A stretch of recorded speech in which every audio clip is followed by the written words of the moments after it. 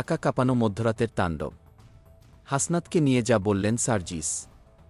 রাজধানীর নীলক্ষেত পরিণত হল রণক্ষেত্রে। মধ্যরাতে সংঘর্ষে জড়িয়ে পড়ল ঢাকা বিশ্ববিদ্যালয়ের শিক্ষার্থীরা এবং ৭ কলেজের ছাত্ররা।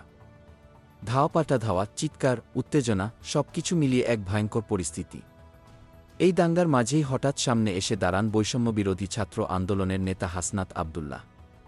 কিন্তু তারপর যা ঘটল তা রীতিমতো বিস্ময়কর।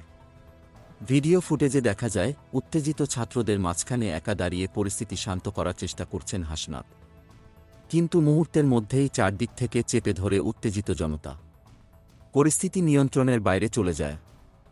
সংঘর্ষ থামানোর চেষ্টা করতে গিয়ে হাসনাত নিজেই পড়ে যান বিশাল চাপের মুখে। ব্যর্থ হয়ে ফিরে যেতে হয় তাকে। কিন্তু এখানেই শেষ নয়। সোমবার সামাজিক যোগাযোগ মাধ্যমে হাসনাতকে নিয়ে বিস্ফোরক মন্তব্য করেন বৈষম্যবিরোধী ছাত্র আন্দোলনের অন্যতম নেতা সার্জিস আলম। তার মতে হাসনাত যা করেছে সেটা অকল্পনীয় সাহসিকতা।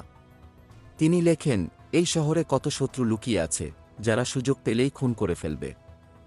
তা জানার পরেও জনতার মাঝে গিয়ে সংঘর্ষ থামানোর চেষ্টা করা, এটা কেউ করে না। কিন্তু হাসনাত করেছে। এটা সহজ নয়। সার্জিস আরও লিখেছেন, হাসনাতের সমস্যা একটাই, সে মাথা গরম। কিন্তু এই মাথা গরম বলেই সেই ভয়ঙ্কর জুলাইয়ে যখন পুলিশের টিয়ারশেল, রাবার বুলেট, সাউন্ড গ্রেনেডে সবাই ছুটছিল, তখন এই ছেলেটাই একা পুলিশের দিকে 2 হাত প্রশস্ত করে এগিয়ে গিয়ে চিৎকার করেছিল, আমরা খুন হতে রাজি, কজন পারে এমন সাহস দেখাতে।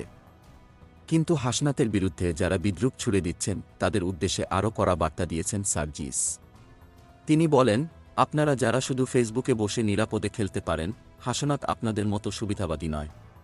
সে ঝুঁকি নেয় কারণ এই দেশটা সে ভালোবাসে। আজকের নতুন বাংলাদেশের রক্তাক্ত লড়াইয়ে এই খ্যাপা তরুণরাই সামনে দাঁড়িয়ে আছে।